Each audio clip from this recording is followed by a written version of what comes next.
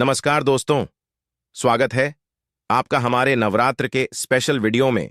आज के वीडियो में उस चमत्कारी वृक्ष के बारे में बताने वाले हैं जिस वृक्ष पर स्वयं दुर्गा नवरात्रि के 9 दिन बस करती है। अगर आप सही समय पर इस वृक्ष को छू कर आ जाते हैं तो आपकी गरीबी, दुख, कष्ट सब समाप्त हो जाएंगे। दोस्तों, हमारे हिंदू धर्म में देवी माता रानी के अनेक स्वरूप कहे गए हैं, जिसमें वृक्षों को भीमा देवी के स्वरूप कहा जाता है। तो आज मैं आप लोगों को ऐसे के बारे में बताऊंगा जिनको नवरात्रि में वृक्ष छूना बेहद शुभकारी बताया गया है। नवरात्रि में इनको छूने से शत्रु दोष, कर्ज दोष, गरीबी दोष सब समाप्त होते। नवरात्रि के पावन पर्व चल रहे हैं। नवरात्रि के पावन पर्व में कुछ ऐसे वृक्ष है जो कि देव वृक्ष कहे गए, देवी वृक्ष कहे गए हैं। यह देवी के स्वरूप होते हैं, माता काली के स्वरूप होते हैं। और हमारे धर्म में पेड़ पौधे को देवी देवता मान करके हम इनकी पूजा करते हैं और हमें पूजा भी जरूर करनी चाहिए। साइंस भी कहता है पेड़ पौधे मनुष्यों को फ्री में प्राण वायु प्रदान करते हैं और पेड़ पौधे हमें ऑक्सीजन देते हैं और हमारे जो कार्बन डाइऑक्साइड होता है उसे ग्रहण करके सभी प्रकार के जितने भी नकारात्मक चीज होते हैं उसे अपने अंदर में स्वयं सोख लेता है और हमें ताज प्रदान करते हैं। तो पेड़ पौधे स्वयं तेज धूप में तपता है लेकिन मनुष्य को शीतल छाया प्रदान करता है। तो नवरात्रि के समय में कुछ ऐसे पेड़ पौधे हमारे धर्मशास्त्र में कहे गए हैं जिनको छूने मात्र से व्यक्ति के बंद किस्मत के ताले खुल जाते हैं, व्यक्ति का सौभाग्य चमक जाता है। हमारे शास्त्रों में पेड़ पौधों को बहुत ही गुणकारी कहा जाता है क्योंकि इनमें साक्षात देवता होते हैं। अनेक बीमारी का उपचार पेड़ पौधों में ही छुपा है, जनी बूटी में ही छुपा है। और भगवान श्री कृष्ण ने गीता में स्वयं कहा है कि वृक्षों में मैं पीपल का वृक्ष हूं।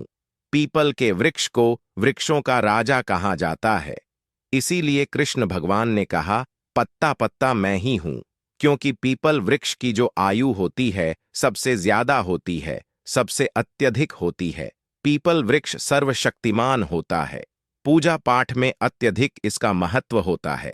दोस्तों, इसीलिए भगवान श्री कृष्ण ने गीता में स्वयं कहा है कि मैं वृक्षों में पीपल का वृक्ष हूं। तो चलिए आज मैं आप लोगों को नवरात्रि के समय में छुए जाने वाले वृक्ष के बारे में बताऊंगा। तो जय माता दी अवश्य लिख दीजिए कमेंट में। दोस्तों, हमारे धर्मशास्त्र में अनेक ऐसे वृक्ष हैं जो कल्याणकारी होते हैं, मंगलकारी होते हैं। अगर इस वृक्ष को छू लेते हैं तो आपकी सभी प्रकार की परेशानी है, सभी प्रकार के कष्ट है, यह सब समाप्त हो जाते हैं। खास करके नवरात्रि के समय में इसका असर कई लाख गुना होता है। नवरात्रि के समय को शक्ति का पर्व कहा जाता है। शक्ति पर्व क्यों कहा जाता है? क्योंकि इस समय अचेत जो वस्तु होती है वह भी चेतना युक्त हो जाती है। अर्थात इस समय जो शक्ति हमारे धरती लोक में आ जाती है, नौ दुर्गा को क्या बोल सकते हैं हम? शक्ति बोल सकते हैं। तो माता रानी इस धरा पर आती है, इस पृथ्वी लोक पर आती है। तो जितने भी पेड़ पौधे हैं, जीव जंतु है, चल अचल सभी प्रकार के जो वस्तु हैं, यह सब में प्राण आ जाते हैं, न सब में शक्ति निहित हो जाती है, जागृत हो जाती है। तो इस समय कोई भी पेड़ पौधे को जाकर के छू दें। खास करके देवी स्वरूप कहे गए जो पेड़ पौधे होते हैं, जाकर के आप इसे छू करके आते हैं तो आपके जीवन की परेशानी है, दुख है, तकलीफ है, कष्ट है, रोग है, बीमारी है, कलह है, जीवन में चल रही बहुत बड़ी समस्या है, सब समस्या समाप्त हो जाती है। काल सर्प दोष, मंगल दोष, शनि दोष, राहु दोष तत्काल अपना असर दिखाती है और सब दोष खत्म हो जाते हैं। दोस्तों, आज मैं आप लोगों को 3 पौधों के बारे में बताऊंगा और यह तीनों पौधे देव वृक्ष कहे जाते हैं। वीडियो को ध्यान से देखना। अगर आज की वीडियो मिस कर दी तो फिर सारी जिंदगी आपको पछताना पड़ेगा, क्योंकि नवरात्रि ही एक ऐसा पर्व होता है, एक ऐसा समय होता है। केवल 9 दिनों के भीतर मैं आपको लंबी पूजा पाठ करने की जरूरत नहीं। पति केवल 9 दिनों के भीतर में ही आप अपनी समस्या को, आप अपनी गरीबी को स्वयं अपनी आंखों से समाप्त होते हुए देख सकते हैं। मैं जिस वृक्ष के बारे में बता रहा हूं, यह सारे वृक्ष आपको अपने घरों के आसपास में बहुत ही आसानी से मिल जाएंगे। दोस्तों, वीडियो में आगे बैठने से पहले, जानकारी बताने से पहले अभी तक कमेंट बॉक्स में जय माता दी नहीं लिखे हैं तो जय माता दी जरूर लिखना। जब आप हमारे कमेंट बॉक्स में जय माता दी लिखते हैं तो हमें काफी हर्ष होता है, काफी उल्लास होता है। आप हमारी वीडियो को लाइक करते हैं तो हमारा मनोबल बढ़ता है और आप सभी लोगों के लिए इस प्रकार ज्ञान भरी जो अच्छी अच्छी जानकारी होती है आप सभी लोगों के लिए लेकर के आते हैं। तो अगर आप इस प्रकार की जानकारी में इंटरेस्ट रखते हैं, इस चैनल को अगर सपोर्ट करना चाहते हैं, तो आप हमारे चैनल को सब्सक्राइब कर हमारा सपोर्ट जरूर करें। दोस्तों, मेरे जो उपाय होते हैं आप लोगों को मैं सरल से सरल आसान उपाय बताता हूं, जो भी हमारे गुरुदेव ने हमें सिखाया है। जो उपाय बहुत ही सरल होते हैं, बहुत ही आसान होते हैं और यह राम बाण की तरह काम करते हैं। जिस प्रकार प्रभु राम के जो बाण होते हैं छुंग होते हैं, उसी प्रकार मेरे वीडियो में बताए गए जो उपाय होते हैं अचूक होते हैं, कभी भी प्रभाव ही नहीं होते हैं। तो वीडियो को ध्यान से देखना। कौन से ऐसे 3 वृक्ष हैं जिसे हमें छू करके नवरात्रि के समय में जरूर आना चाहिए? एक खास बात सभी दर्शकों को बताना चाहूंगा। नवरात्रि के समय में जितना ज्यादा हो सके देव वृक्ष की पूजा जरूर करना। दोस्तों, देव वृक्ष में कई प्रकार के वृक्ष होते हैं। चलिए मैं आप लोगों को बताना चाहूंगा कौन से वृक्ष को छूने से हमारी गरीबी मिटती है। पहला जो वृक्ष है, बेल का वृक्ष। जो बेल का वृक्ष है, यह वृक्ष माता पार्वती के पसीने से उत्पन्न हुआ है। स्कंद पुराण के अनुसार जो माता पार्वती हैं, यह देवी स्वरूप कही गई है, अर्थात यह नवदुर्गा के स्वरूप कही गई है। तो स्कंद पुराण की कथा में कहा गया है, जो बेल का वृक्ष है, माता पार्वती के पसीने से उत्पन्न हुआ है। इसकी डाली में पार्वती, जड़ में ब्रह्म, तने में विष्णु एवं समस्त जो हिस्से हैं उसमें भगवान शंकर जी बसते हैं। संध्या काल में शिव मंदिर के समीप या नौ दुर्गा मंदिर के समीप जो बेल के वृक्ष है, इसके नीचे में घी का दीपक जलाने से व्यक्ति धनवान, गुणवान एवं पराक्रमी बनता है। व्यक्ति के सभी प्रकार के मनोरथ की पूर्ति होती है। हमारे धर्मशास्त्र यह भी कहते हैं, नवरात्रि के समय में अगर कोई भी व्यक्ति, जी हां, नवरात्रि के समय में अगर कोई भी व्यक्ति बेल के वृक्ष को माता नौ दुर्गा का ध्यान करते हुए 7 बार छू करके आ जाते हैं, तो ऐसे व्यक्ति की तत्काल अगर उपवास व्रत रखा है, ध्यान से सुनिए, जो लोग उपवास व्रत रखे हैं ऐसे व्यक्ति की थकान, सुस्ती तत्काल चली जाती है। ध्यान से सुनिए, जो व्यक्ति उपवास रखे हैं, व्रत रखे हैं, ऐसे व्यक्ति को नवरात्रि के समय में जितना ज्यादा हो सके संध्या काल में बेल के वृक्ष को जरूर छूना चाहिए। केवल आप ज्यादा नहीं छू सकते तो 7 बार छू करके जरूर आ जाना और बेल वृक्ष के नीचे में घी का दीपक जरूर जला देना। दोस्तों, घी का दीपक जलाते हैं तो इसके क्या फायदे मिलते हैं, यह भी इस वीडियो में बताऊंगा। मैं सारी जानकारी इस वीडियो में विस्तार से बता रहा हूं, इसलिए आज की वीडियो थोड़ी बड़ी बन सकती है। हो सकता है 15 मिनट की वीडियो बन जाए, लेकिन अपना पूरा समय जरूर देना, क्योंकि जब हम उपवास व्रत रखते हैं तो हमारे शरीर में काफी थकान आ जाती है। हमारे शरीर में ऊर्जा की कमी होने लगती है। हालांकि हमें अध्यात्म ऊर्जा प्राप्त होती है, लेकिन हमारे शरीर में ऊर्जा की कमी होने लगती है। भोजन न करने के कारण हमारे शरीर में ऊर्जा की कमी होती है और इस ऊर्जा को बरकरार रखने के लिए, इस ऊर्जा को प्राप्त करने के लिए हमें बेल वृक्ष को छूना चाहिए। दोस्तों, अनेक संत महात्माओं ने बेल वृक्ष के पत्ते को खा करके तपस्या की है एवं कई प्रकार की सिद्धियां हासिल की हैं।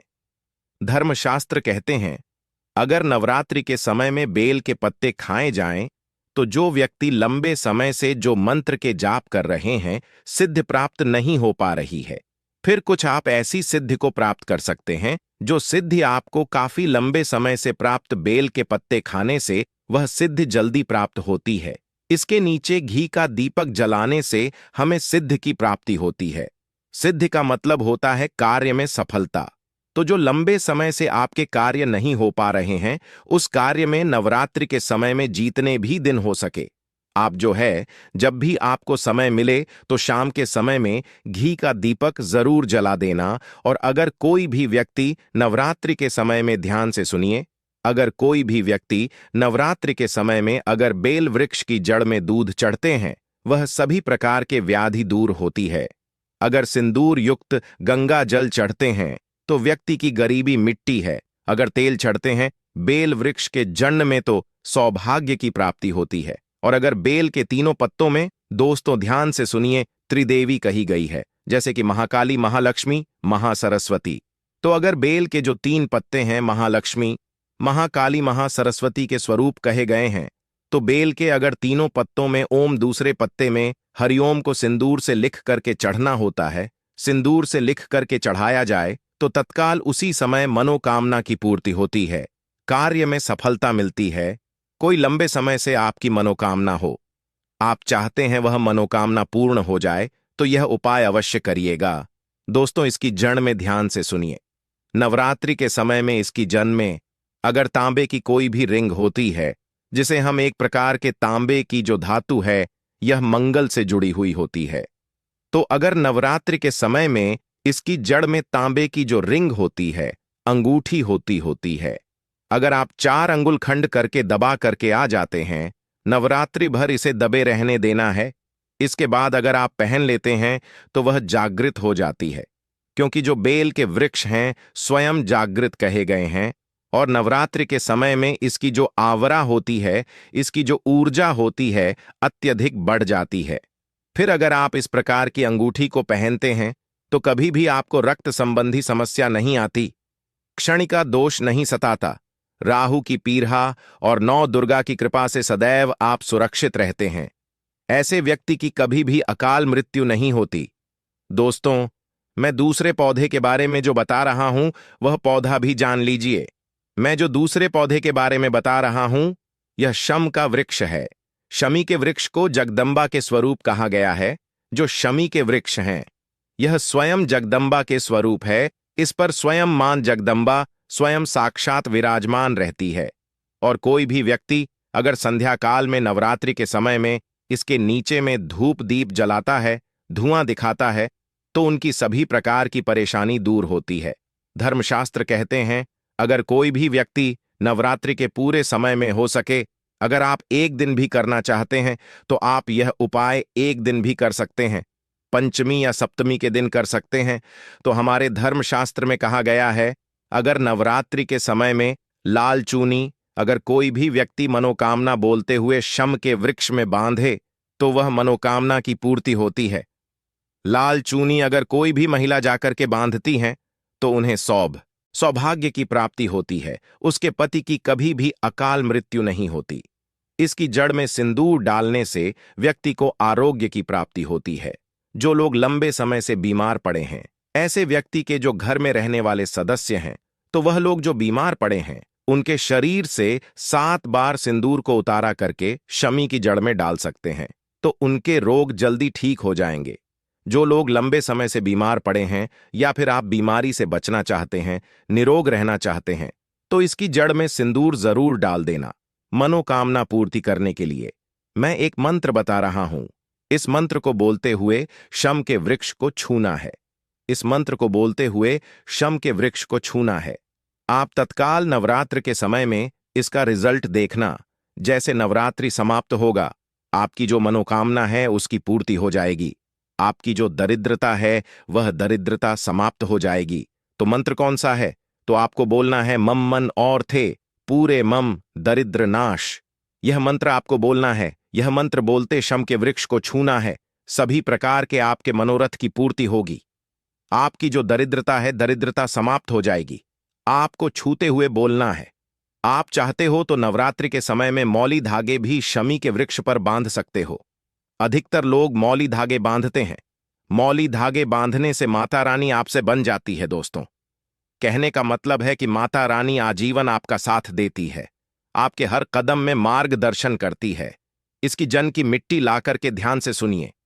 नवरात्रि के समय में अगर आप जो है नव दुर्गा के उपवास नहीं कर पा रहे हैं, व्रत नहीं कर पा रहे हैं किसी कारणवश, तो केवल इसकी जड़ की मिट्टी ला करके नवरात्रि के समय में स्नान करने से व्यक्ति का भाग्य उदय हो जाता है, व्यक्ति का भाग्य चमक जाता है, व्यक्ति की जो फूटी किस्मत होती है वह भी चमक जाती है। आप में से अधिकतर लोग बोलते हैं ना कि हमसे लक्ष्मी नाराज हो चुकी है, लक्ष्मी हमारे घर में आना ही बंद कर चुकी है। तो आप चाहते हैं कि लक्ष्मी की कृपा प्राप्त हो जाए, तो नित्य नवरात्रि के समय में इसकी मिट्टी को लाकर के नवरात्रि के समय में स्नान करना शुरू कर दीजिए। नहाने वाले पानी में डाल करके स्नान करना शुरू कर दीजिए। आपके शरीर से दोष दूर हो जाएंगे। आपके शरीर से किसी भी प्रकार की पीढ़ी है, सकारात्मक शक्ति आपके शरीर में प्रवेश कर गई है, वह भी समाप्त हो जाएगी। दोस्तों, तीसरे क्रम में मैं जिस वृक्ष के बारे में बता रहा हूं, मित्रों, इस वृक्ष को देव वृक्ष भी कहा जाता है। जो तीसरा वृक्ष है वह है परिजात का वृक्ष। पारिजात का वृक्ष समुद्र मंथन से उत्पन्न हुआ था और यह देवराज इंद्र के नंदन वन में स्थापित किया गया था। परिजात वृक्ष भगवान कृष्ण ने मानव जन कल्याण के लिए धरती लोक पर लाए थे। जो पारिजात का वृक्ष है, इसे भी लक्ष्मी का स्वरूप कहा गया है, क्योंकि माता लक्ष्मी भी समुद्र से उत्पन्न हुई है और पारिजात के वृक्ष भी समुद्र से उत्पन्न हुआ। इस नाते यह माता लक्ष्मी की बहन कही जाती है। तो ऐसा माना जाता है कि कोई भी मनुष्य उनके शरीर में कितनी भी ज्यादा थकान हो, कितनी भी पीरहा व्रत के दौरान अगर आपके शरीर में थकान है, पीना है, तो पारिजात के वृक्ष को शाम के समय में छू करके जरूर आ जाना। आप चाहते हो तो नवरात्रि के किसी भी टाइम में आपको टाइम मिले, उस समय में जाकर के इसके वृक्ष को छू सकते हैं। इसके वृक्ष को छूते ही तत्काल शरीर से पीना है। जो थकान है, सुस्ती है, कमजोरी है, वह समाप्त हो जाती है। इस वृक्ष के नीचे में अगर नवरात्रि के समय में घी का दीपक जलाया जाए, छुटकी भर सिंदूर अगर इसकी जड़ में डाला जाए, तो सभी प्रकार की मनोकामना की पूर्ति होती है। लेकिन आपको प्रार्थना जरूर करनी है कि हे परिजात वृक्ष, आप देवी स्वरूप कहे जाती हैं, आप हमारी सभी प्रकार की पणा को दूर करें। गृह दोष है, पितृदोष है, लक्ष्मी दोष है, इसे आप समाप्त करें। लक्ष्मी स्वयं आपकी बहन है। माता लक्ष्मी का हमारे जीवन में प्रवेश कर जाएं। इस प्रकार का आप हमें आशीर्वाद प्रदान करें। इस प्रकार से आप इनसे जो है मनोकामना बोल सकते हैं, मनोरथ बोल सकते हैं। यह लक्ष्मी की बहन कही गई है, क्योंकि समुद्र मंथन से यह उत्पन्न हुआ है। तो अगर आप भी जल्द धनवान बनना चाहते हैं, आपके जीवन में कोई कामना है, कोई कामना अधूरी रह गई है, तो हमने 3 वृक्ष के बारे में बताया है। इन 3 वृक्ष को नवरात्रि के समय में छूना शुरू कर सकते हैं।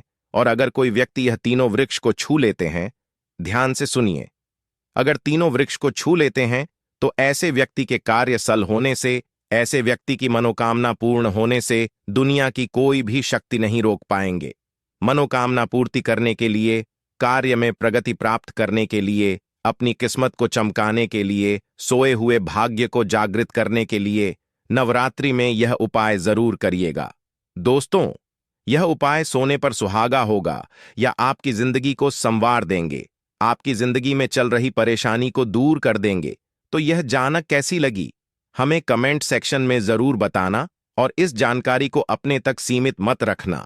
इस जानकारी को आगे जरूर शेयर करना, क्योंकि ज्ञान बांटने से ज्ञान बढ़ता है।